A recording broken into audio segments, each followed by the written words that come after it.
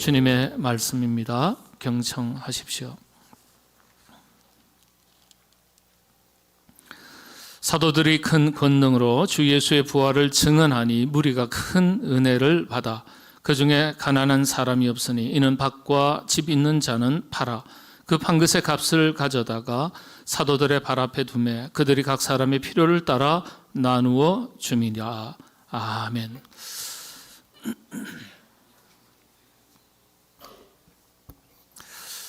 부활절이 4월 첫째 주일이었죠. 부활절을 지난 오늘 예수님께서 부활하신 지 며칠째일까요? 한번 생각해 보시죠.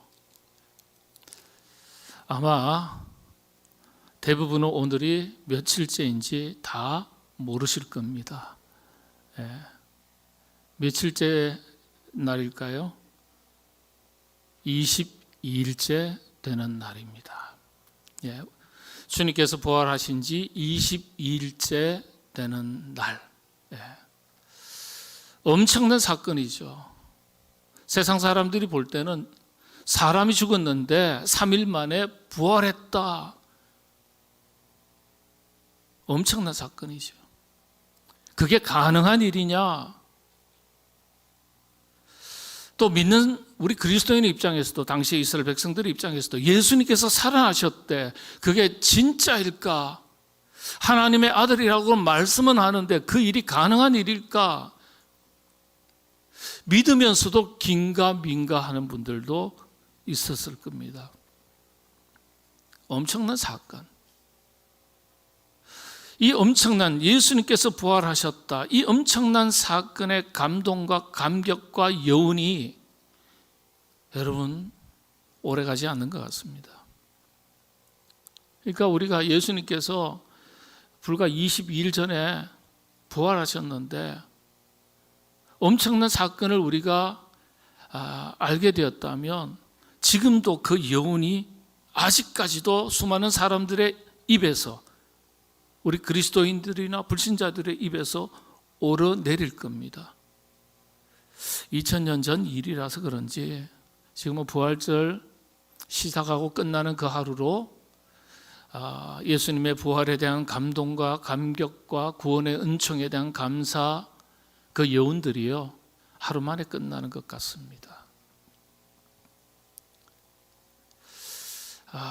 다시 한번 우리가 부활의 의미, 이 사건이 우리에게 주는 영적인 교훈, 오늘 두 번째 시간인데요. 한번 몇 번 더 살펴보도록 하겠습니다. 먼저 한번 따라 하시면 좋을 것 같습니다. 부활하신 예수 그리스도.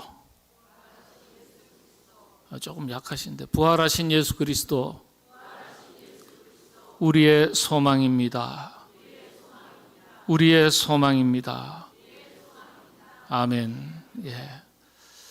부활하신 예수 그리스도 우리의 소망입니다. 이 긴 한 문장을 한 단어로 압축하면 부활 예찬입니다. 부활을 찬양하고 높이는 것. 그렇지 않겠습니까? 부활 예찬. 말씀을 좀 바꾸겠습니다. 여러분 질문을 드릴게요. 지구가 둥급니까? 아니면 평평합니까? 둥글죠. 그런데 어떤 사람이 지구가 지금 평평하다고 주장한다면 여러분은 그 사람을 어떻게 여기시겠습니까? 어떻게 여기시겠어요? 이상한 사람이라고 말할 겁니다. 그 이상한 사람이네. 지구는 둥글어요. 그런데 불과 470여 년 전만 하더라도 지구가 둥글다고 말하면 이상한 사람으로 취급을 받았습니다. 당시에 세상의 모든 사람들이요 지구가 평평하다고 믿었던 시대였습니다. 지구가 둥글다고 말했던 갈릴레오 갈릴레이가요 이상한 사람으로 취급을 당했습니다. 심지어는 이단으로 취급을 당하기도 했어요. 로마 교황청의 미움을 받아서 재판에 회부되기도 했습니다.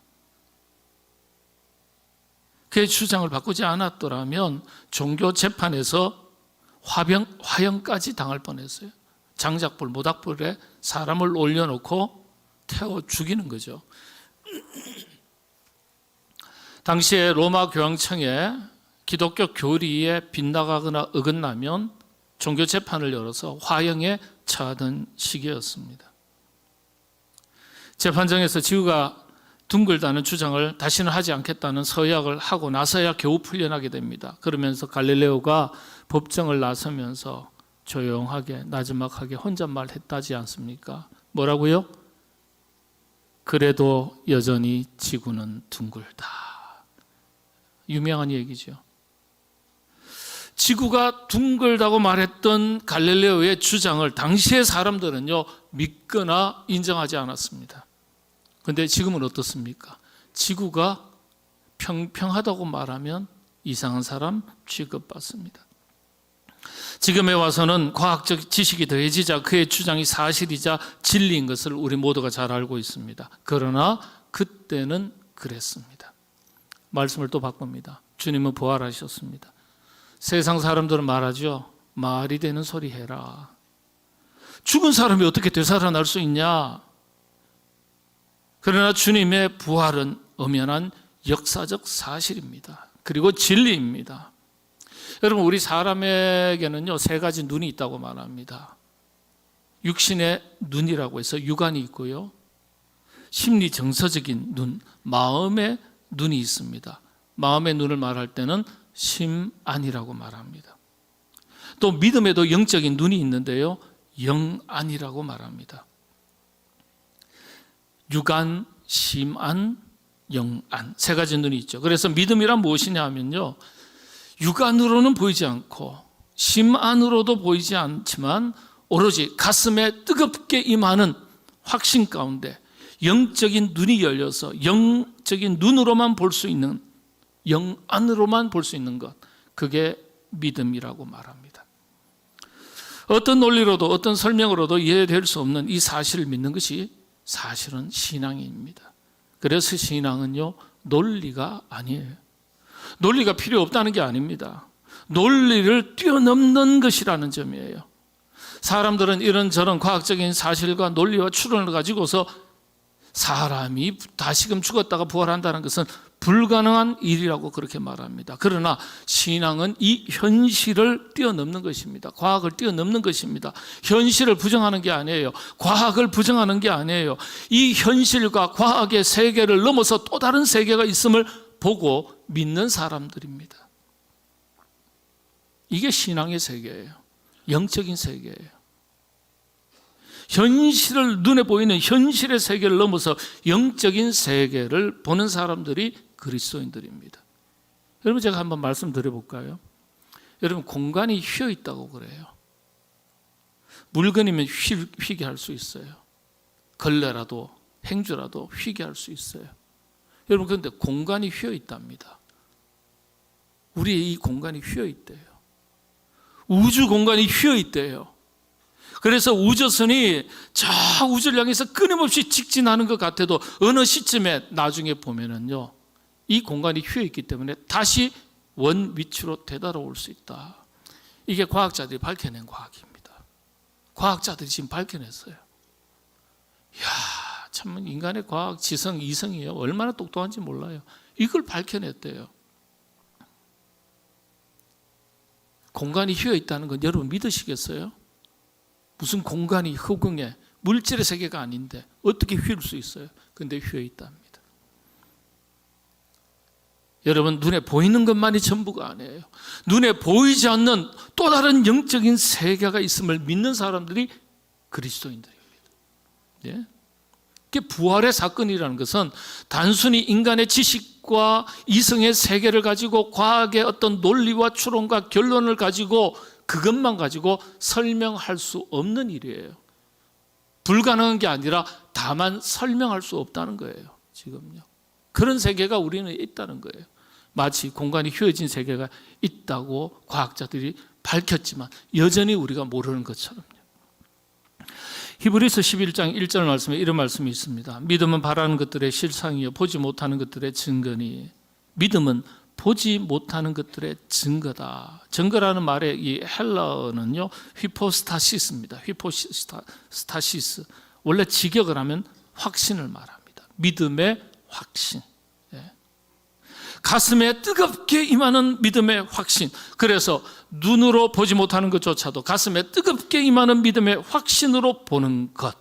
이게 영 아니고 그게 믿음이라는 거예요. 여러분의 믿음이 이와 같은 믿음이 되시기를 바랍니다. 주님의 부활 사건이 오늘 우리에게 주는 의미가 어떤 것이겠습니까? 이제 주님이 부활하신 지 말씀드린 대로 22일째 되는 날입니다. 40일 뒤에는요, 지금부터 18일 뒤 40일째 되는 날에는 승천하시지만은 당시에는 언제 승천하시는지 몰랐습니다. 예수님께서 거듭거듭 제자들에게 승천할 것을 말씀은 하셨지만은 그 의미가 무엇인지 또 그 시점은 언제인지 알 수가 없었습니다. 다만 주님이 부활하셨다는 이 놀라운 사실은요, 당시에 사회에 더더욱이 이스라엘 백성들에게는요, 상상도 못할 엄청난 빅 뉴스입니다. 시대를 넘어서 모든 인간의, 그런데요, 심리 밑바닥에는요, 참 독특한 게 있어요. 우리 인간의 본성에는 믿고 있는 것, 믿고 싶은 것, 그리고 내가 직접 눈으로 보고 만지고 경험한 것, 그리고 내가 믿고자 하는 것과 일치하는 정보만 받아들이려고 하는, 믿으려고 하는 심리적 특성이 있어요. 그걸 확증 편향 심리라고 말합니다. 확증 편향 심리. 이걸 누구나 다 가지고 있어요. 그래서 그때나 지금이나 사람이 죽었다가 다시 살아났다는 말은요, 믿을 수가 없는 일이에요. 눈으로 보셨어요? 본 적이 없거든요.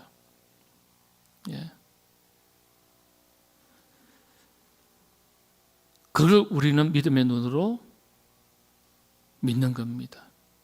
오늘 부활 사건의 의미 간단하게 세 가지만 살펴보겠습니다. 첫 번째는요, 이 부활 사건의 의미가 어떤 거냐면 우리에게 소망을 가지게 한 사건이었습니다.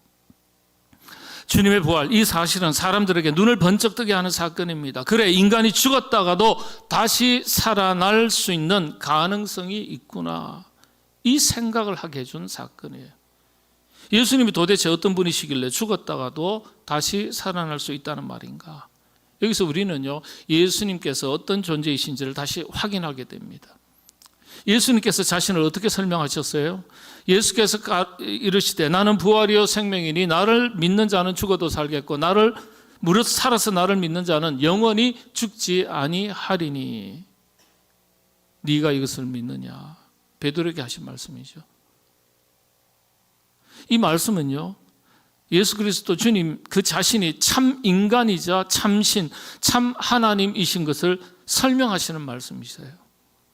물으세요. 네가 이걸 믿느냐?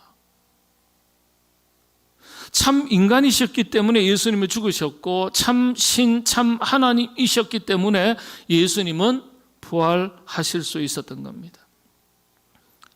인간은 죽을 수는 있어도 다시 살아날 수 없는 존재입니다. 그런데 예수님은 살아나셨어요. 그래서 참신, 참 하나님이시라고 말하는 거예요. 그 주님께서 물으시는 거예요. 네가 이걸 믿느냐? 네가 이걸 믿느냐? 믿는 사람도 있고 못 믿는 사람도 있어요. 세상 사람도 못 믿죠. 그럼 그리스도인들은 다 믿느냐? 아니요. 긴가민가해요. 그런 분들도 계세요. 왜냐? 믿음의 깊이는 다 서로 다르기 때문에. 믿음의 깊이가 더해가면 더해갈수록 어느 시점에서 성령님의 뜨거운 확신 가운데 그게 믿어지는 분들이 있어요. 근데 신앙생활 10년, 20년 하셔도 그게 진짜일까? 가짜일까? 그냥 한번 믿어보는 거지. 이 정도 수준에 머물러 있는 신앙인들도 의외로 많습니다. 저는 이 놀라운 역사적 사실이 여러분 가슴 속에서 영혼의 세계에서 믿어지시기를 바랍니다. 믿을 수 있는 은혜가 있기를 바랍니다.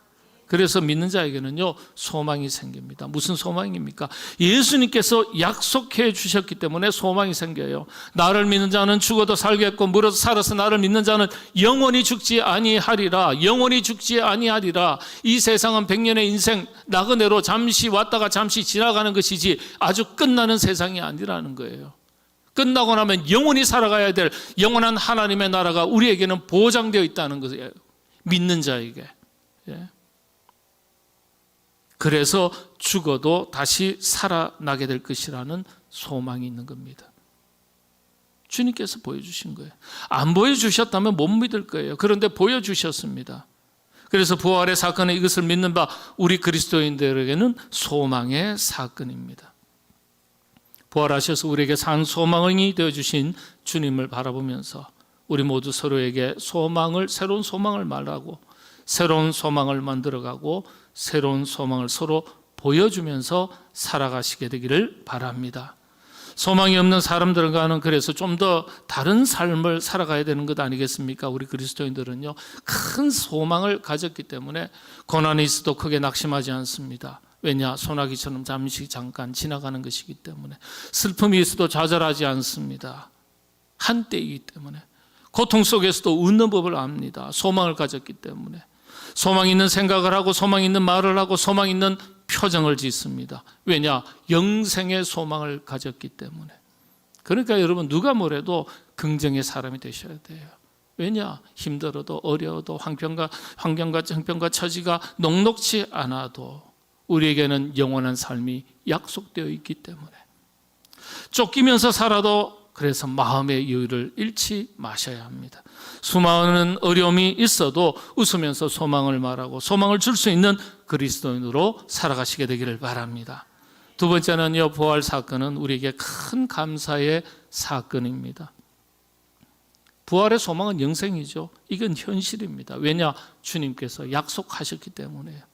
우리가 만일 어떤 대가를 지불하고 이 죽음에서 부활이라는 엄청난 사건, 은혜, 이걸 얻을 수 있다면요, 여러분 도대체 얼마나 엄청난 대가를 지불해야 이걸 얻을 수 있겠습니까? 구원이죠. 과연 우리가 어느 정도의 수고와 땀과 노력을 쏟아야만 이 부활을 얻을 수 있겠습니까? 과연 그렇게 해서라도 얻을 수 있겠습니까? 그런데 놀라운 것은 주님께서는요, 우리에게 어떠한 수고도 땀도 대가도 요구하지 않으셨습니다. 한 가지만 요구하셨어요. 뭐라고요? 네가 믿느냐? 믿기만 하라. 믿기만 하라. 사도행전 16장 31절 말씀에 이렇게 기록되어 있습니다. 이르되 주 예수를 믿으라. 그리하면 너와 내 집이 구원을 받으리라 하고, 또 누가복음서 8장 50절에 예수께서 들으시고 이르시되 두려워하지 말고 믿기만 하라. 믿기만 하라. 그리하면 딸이 구원을 얻으리라. 믿기만 하라. 그래서 믿기만 하고 값없이 얻은 선물이라고 해서 구원을 은혜라고 말합니다. 칼리스타, 칼리에, 헬라어로 다 은혜를 말합니다. 예, 구원의 은총이라고 말하죠. 세상 사람들은요, 1,000만 원 내고 구원 얻을 수 있습니다. 1,000만 원 내시면 됩니다. 아무도 예수 안 믿을 거예요. 1억 내고 예수 믿으시면 구원 얻을 겁니다. 믿는 사람조차도요, 긴가민가 하면서 안 내실 거예요. 말도 안 된다고. 그런데 여러분 생각해 보세요. 어떠한 대가를 지불하지 않아요. 예수님께서 뭐라고요? 믿기만 하라 그랬어요. 믿기만. 돈이 듭니까? 뭐가 듭니까? 그런데도 우리는 이 지성의 한계 속에, 울타리 속에 갇혀서 내가 이해하지 못하는 세계에 대해서 또 다른 세계가 있다는 것을 잘 인정을 하지 못합니다. 인간 지성의 한계예요, 이게. 인간 이성의 한계예요. 눈에 보이는 것만이 전부입니까? 그렇지 않거든요. 내가 알 수 없을 뿐이지 그 세계가 또한 있다. 여러분, 이 컵도 우연히 만들어지지 않아요. 그렇지 않습니까? 우리 인간이, 온 우주 만물이 도저히 상상할 수 없는 이 복잡한 세계가 우연히 만들어졌다고요? 넌센스입니다. 내가 알 수 없을 뿐이지 무엇인가 인간보다 월등하게 더 뛰어난 신적 존재가 있을 때만이 이것이 가능하다. 이렇게 믿는 것이 더 합리적인 거예요.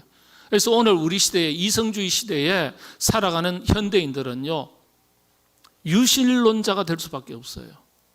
무실론자라고 말하는 것 자체가 비이성적인 거예요. 비합리적인 거예요. 예수님의 부활 사건은 이처럼 엄청난 사건입니다. 그런데 우리에게는 가장 큰 감사의 사건이에요. 가장 큰 감사 제목에 대해서, 왜냐하면 영생의 선물을 약속 보장받았기 때문에. 그런데 감사가 없다면요, 우리는 다른 어떤 것으로도 감사할 수 없을 것입니다. 가장 큰 감사의 사건, 평생 감사의 제목입니다. 저는 여러분들이 이것을 감사하시게 되기를 바랍니다. 감사하지 못하셨다면 이것을 회복하시게 되기를 바랍니다. 믿기만 하라 구원을 얻으리라 하셨는데 평생 감사의 제목을 주셨지 않습니까? 가장 큰 은혜에 대한 감사를 잃어버리지 않고 감사하며 살아가시게 되기를 바랍니다. 이것이 그리스도인들의 바른 신앙의 자세입니다. 마지막입니다. 이 부활 사건은 우리에게 큰 사명의 사건입니다. 우리의 사명을 재확인시켜주는 사건입니다. 우리 인간의 존재, 가장 큰 사명이 무엇인지 확인시켜주는 사명입니다. 믿음 있는 그리스도인들은 담대하게 이 복음을, 부활하신 주님을 전하는 사명자로 살아갈 수밖에 없습니다. 여러분요, 엄청난 사건을 경험했어요. 여러분, 쉽게 말씀드릴게요. 오늘 예배 마치시고 가정에 돌아가시다가 뭘 주웠는데요, 보니까 번쩍번쩍 하는데 다이아몬드 같아요. 근데 진짜래요. 그게 집에 가져가셨어요. 제가 길 가다가요, 번쩍번쩍하는 금 같은 걸 주었거든요. 친구랑 같이 가다가. 근데 진짜 금인 거예요. 막 찍혀 있고요, 번호도 찍혀 있고요, 다 찍혀 있고요.